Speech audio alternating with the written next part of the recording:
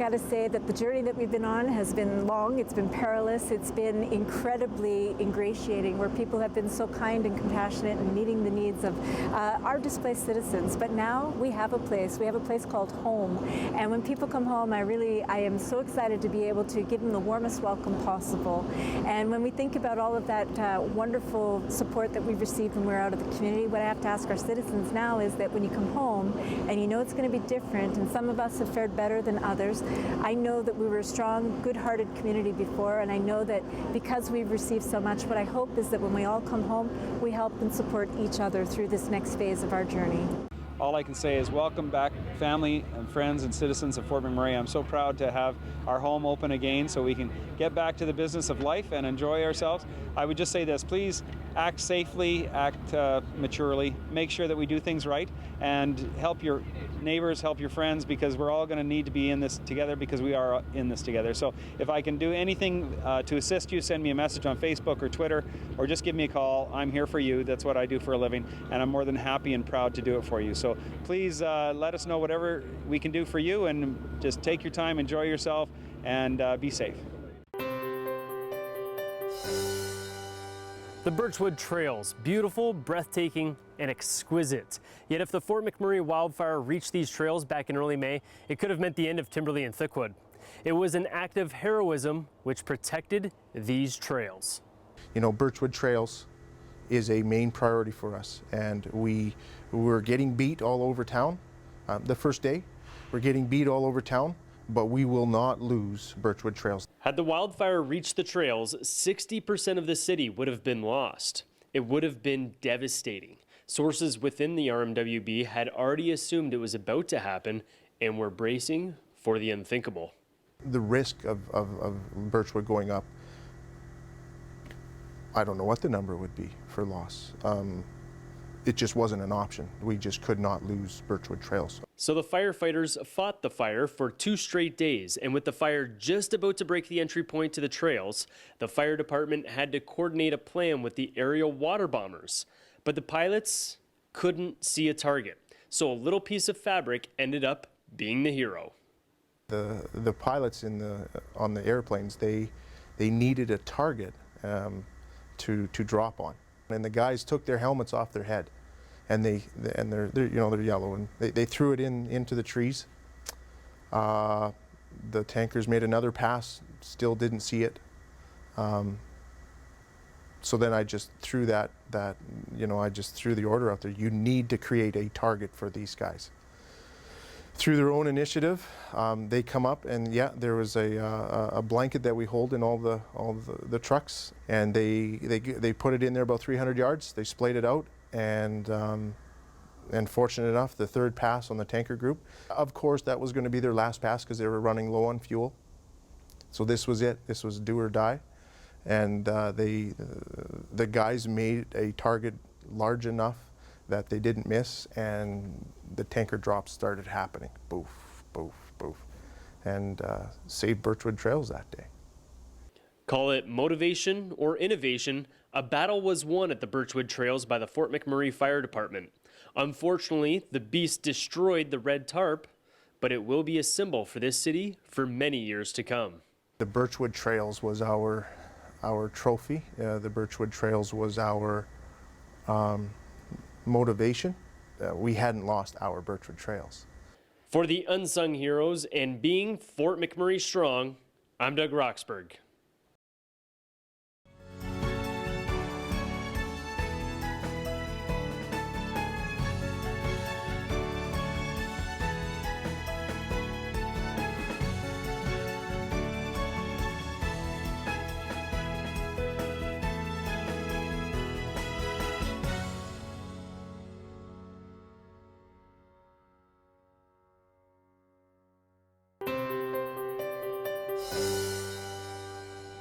A lot of facilities are reopening their doors, including McDonald Island and the Suncor Community Leisure Center and Shell Place. Join with me is CEO Annette Antoniak.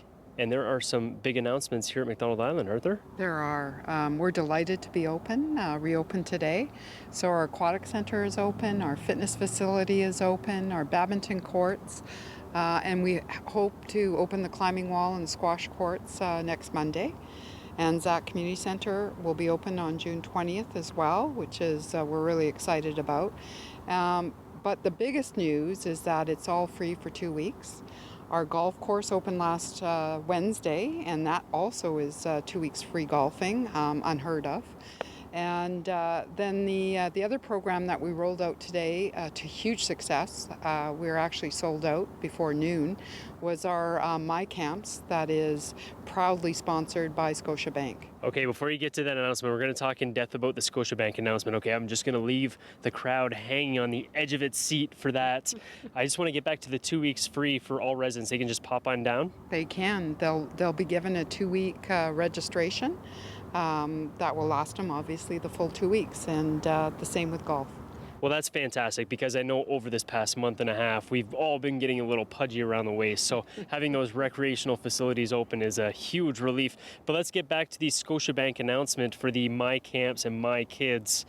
What can these kids expect? Because I know the camps are already sold out. Unfortunate for residents, I get it. You want your kids in those camps, but it's great that these camps are being available through Scotiabank. They are, and I just want to qualify that.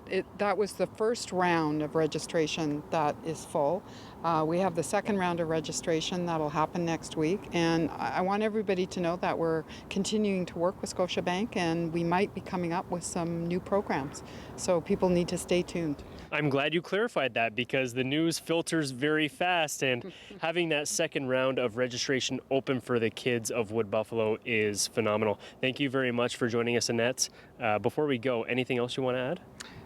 There will be other things that'll be happening that we'll be announcing over the next week that are pretty exciting for the residents of Fort McMurray.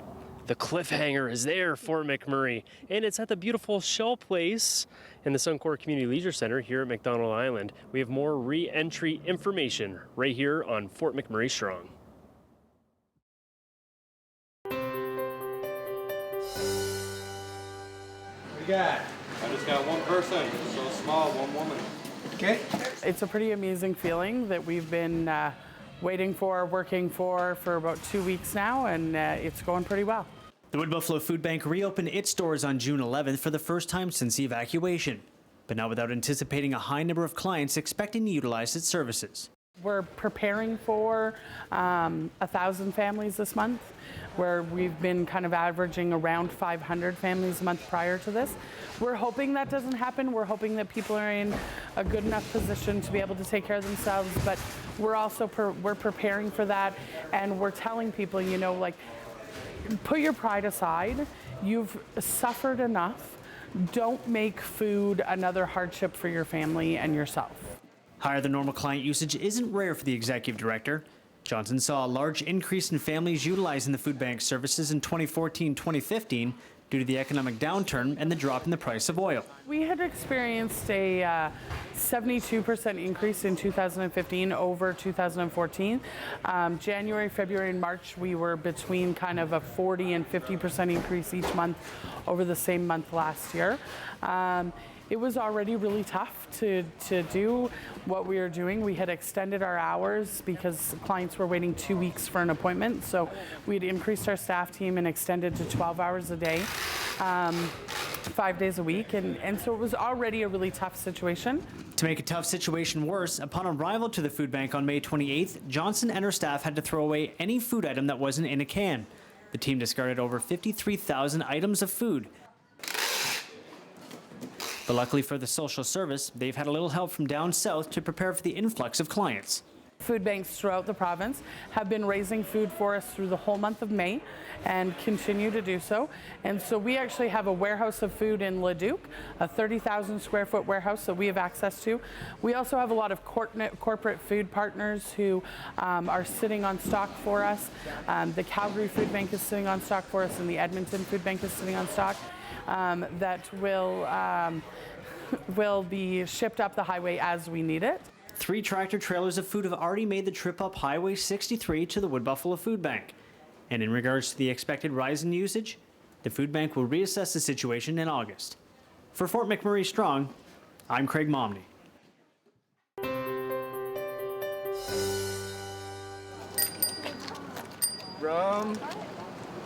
Philanthropy is already alive and well in the streets of Fort McMurray, as many are giving what they can to others who need help the most.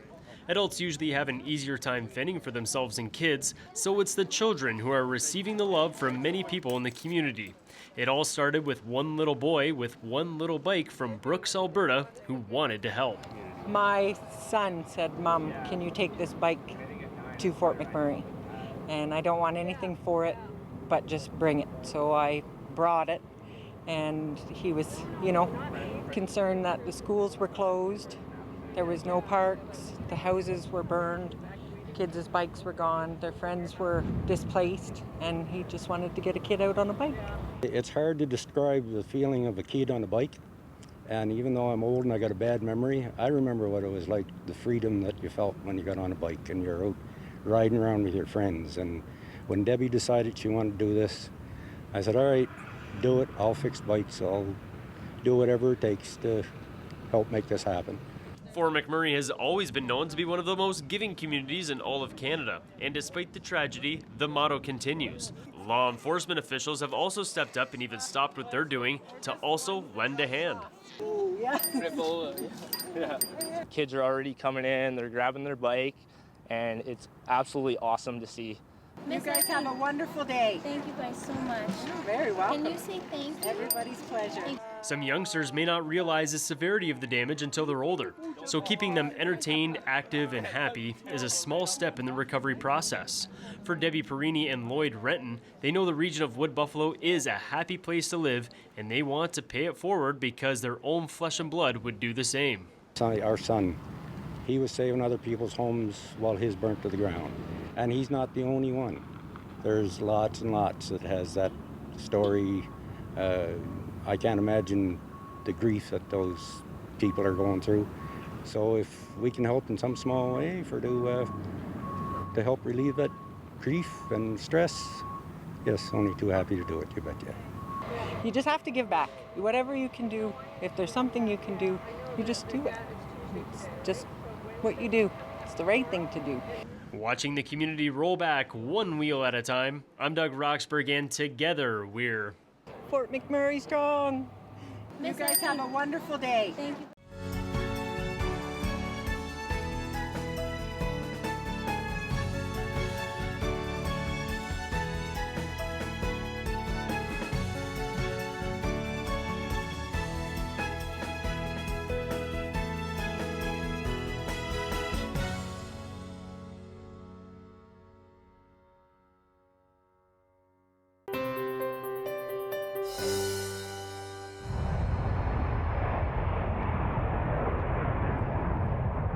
Getting out of a city during a mass evacuation was easier said than done, and leaving Fort McMurray, you only have two options: by land or by air.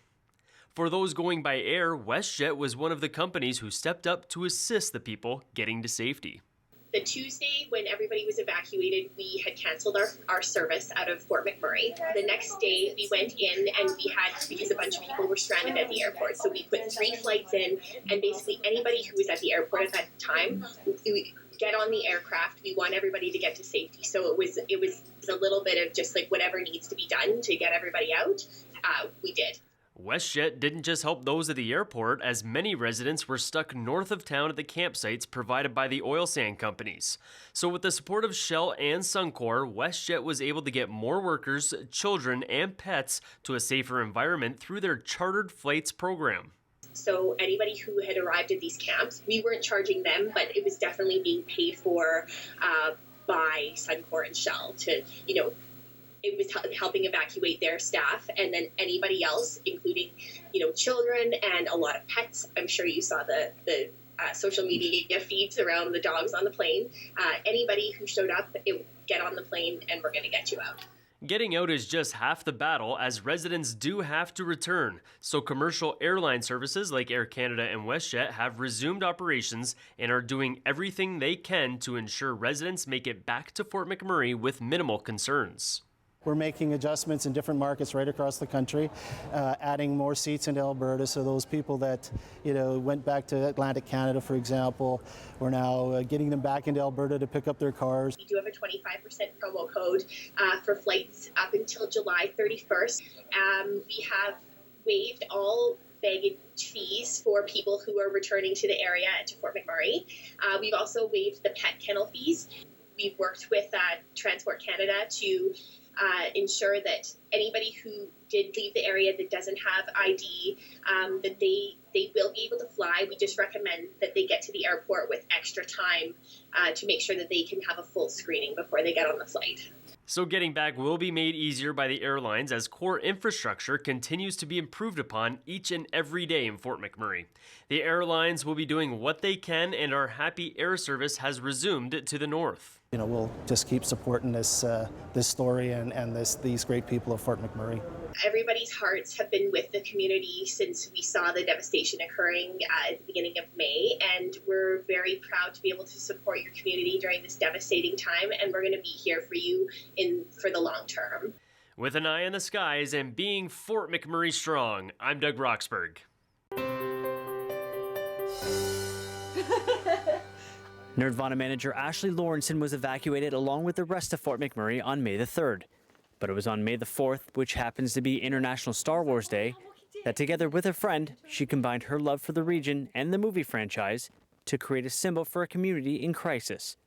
May the Fort Be With You is a design that my friend Satara and I came up with after seeing the hashtag May the Fort Be With You on May the 4th instead of May the 4th be with you, like the Star Wars pun. And Satara got in touch with me and she was like, hey, why don't we turn this into a t-shirt and try and raise money for Red Cross? The shirt's emblem combines the logos of the regional municipality of Wood Buffalo and the Star Wars Rebellion, along with the words, May the Fort Be With You. The shirt was an instant hit and a prosperous fundraiser. We've gone through literally hundreds of t-shirts. We ended up donating $5,225 on the 30th to make sure it got in before the deadline, and we still have money coming in almost every day. To some, it's just a shirt.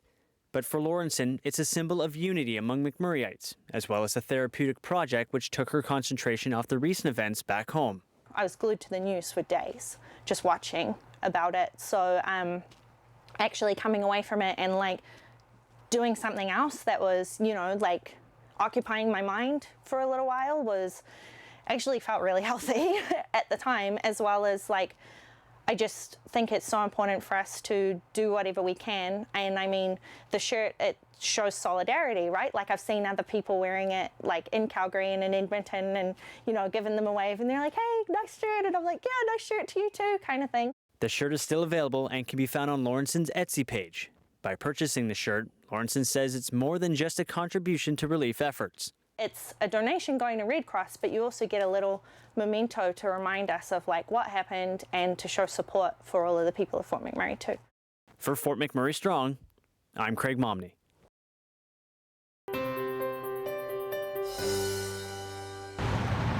During the evacuation, some of us were fortunate enough to get out of town with our vehicles, while others had to leave them behind. If it survived the fires, it may look exactly how you left it, ready to be driven. But just to be sure, we stopped by Legacy Dodge to learn about what you should look for prior to starting your vehicle for the first time in over a month. A walk around would be good on the vehicle, just to right from driver's door around back and check the tires, check the paint. Most people are going to want to get their vehicle washed. A good wash if there's any ash or heat damage to the paint or the clear coat or anything. But even if the outside of the vehicle looks unscathed, it doesn't mean what makes the vehicle run hasn't been damaged. With any vehicle that's been sitting for 30 days after the wildfire's been through town, probably one of the best things to look for is when you pop the hood, you want to check your belt. You want to check your hoses, make sure there's no damage to anything underneath the hood. Check your dash panel, the cowl panel between the hood and the windshield. If it's full of ash, you want to be really careful. This is where most of the air for the inside cabin comes from, and it can get caught up and pulled into your fan, which actually this cabin air filter in this vehicle, the cabin air stopped most of it, but this should be taken off and cleaned and after it's clean, then it should be good to use. So it's always a good idea just to have small things like this checked after a fire, and it only takes 5 minutes or just to look inside to see if there's any buildup of ash. And while the cabin air filter cleans what you breathe while you're occupying the vehicle, there's a separate air filter which protects the engine and the way it performs. So if I don't change this, how can that damage my engine? Well, you're looking at increased fuel economy because your engine is not breathing as well as it should. Air-fuel ratios go down. It can cause starvation of air to certain components. As you can see, this vehicle is equipped with an onboard computer system which is attached on top of the air box. There's not proper airflow that can cause overheating and extensive damage, especially after an event like this where ash gets involved and there's the smoke is really stinky. The smoke really can't do a lot. It stinks, but the ash can cause damage and it can bypass the filter at some point. Even after you've done a thorough check on your vehicle from the filters to the tires and even all the hoses and you're still unsure about its condition, you can always contact a mechanic or your insurance adjuster to give you peace of mind. For Fort McMurray Strong, I'm Craig Momney.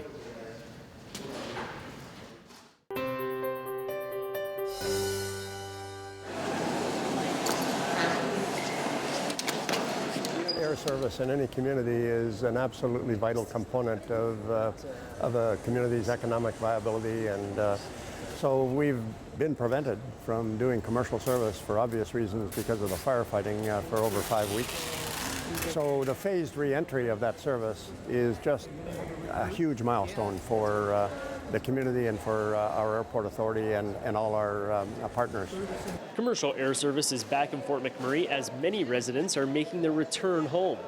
The main terminal was a main priority for the first responders and is functioning once again despite some hangars and facilities being lost near the old terminal. On the first commercial flight back into the city, the aircraft became very quiet as people prepared for re-entry. As we approached the airport and people could see out the window what sort of the magnitude of what had happened here, it was quite quiet and somber. As people looked out, then you could see houses that had been lost. You could hear a pin drop on the aircraft as it circled to land. People who were looking out the window were seeing from the air on a nice clear day the results of the disaster, and it was quite an impact for them. When you look out there, you see everything that used to be, full of trees, and where it jumped the river and everything like that. It's pretty, yeah. Operations have taken a hit financially over the past month and a half. Instead of taking in approximately $3 million in the month of May, it will be zero. Insurance will help mitigate some of that cost, and operations should be back in full swing in the coming months. And I'm expecting by November, December, we should be back to a more normal operation, the kind of growth perhaps that we saw in the last few years. As the day wears on, we'll have flights coming in from Vancouver, Edmonton, Calgary, and Toronto. And, we're eager to get back to normal. Obviously, we'll be working with the local officials because there are still some restrictions because they've got important work to do. They're still fighting some fires, and we'll work with them. But we'll get back to our regular schedule as quickly as possible. As more residents look to return, the core facilities look to continue to restore their operations. It will take time, and it will take patience. Together, we are Fort McMurray Strong. I am Doug Roxburgh. We're never going to forget. It's going to be something we're never going to ever forget. But in the same token, it's going to drive us to put things back together that much quicker. Chris Hampton is one of many Shaw employees helping to get services back online in the affected areas after the wildfire. And he was eager to get back to work. It was my chance to give back to it. Not as in a Shaw thing. I mean, that was part of it, but as my whole life, 16 years I've been here, and this has given me the most I've ever had throughout my life. So it was the one time I could give back to this community. Hampton is part of a small team of 32 in Fort McMurray. They all safely evacuated the town on May 3rd, but not without loss.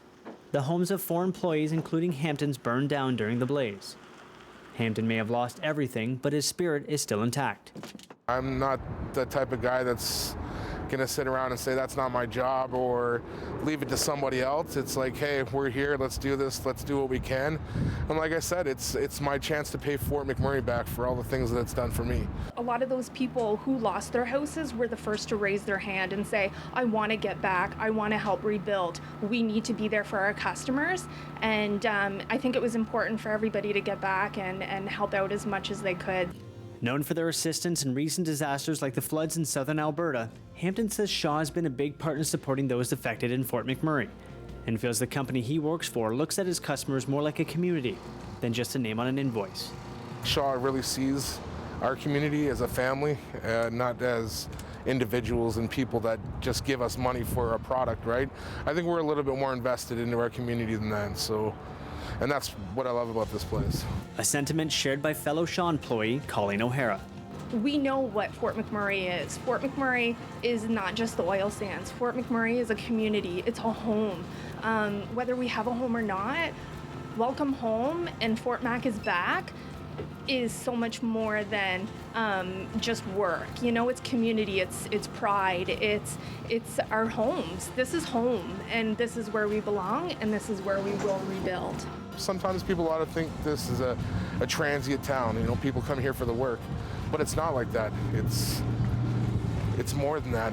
It's a family. It's a community, like an actual community. Like a lot of people come from other places and say they have a community, but when we overall look at things, I think that a lot of people would understand this is probably a better sense of a community than anything else. Continuing to support those returning to the region, for Fort McMurray Strong, I'm Craig Momney.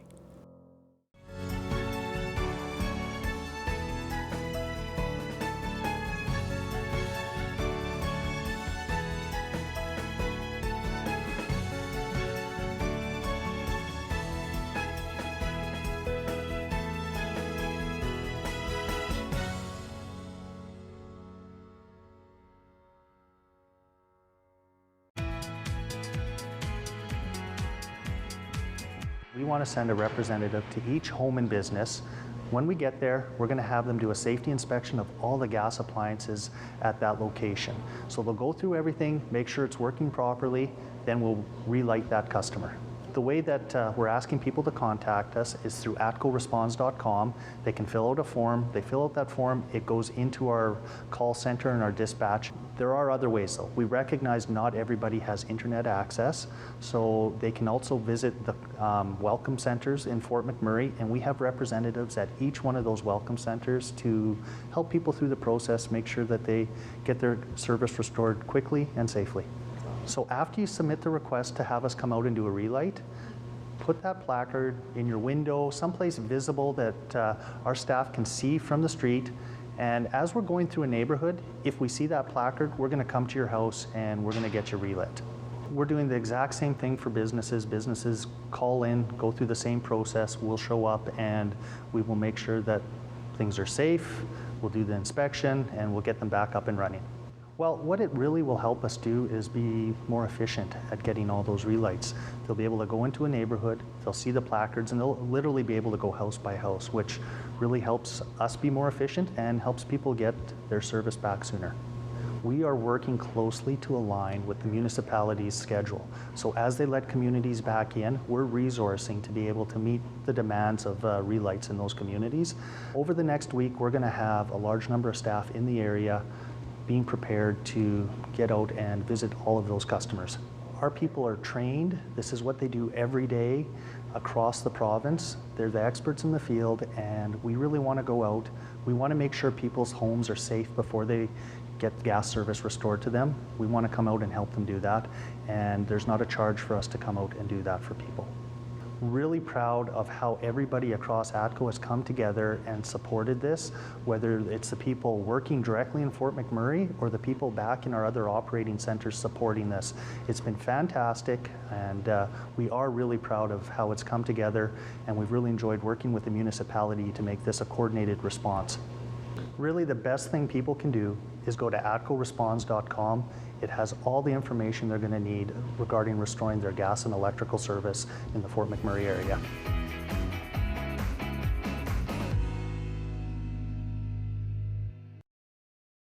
We have created this dedicated Shaw TV channel to help Fort McMurray residents stay connected to the latest community news and developments as they return home following the devastating wildfire in May.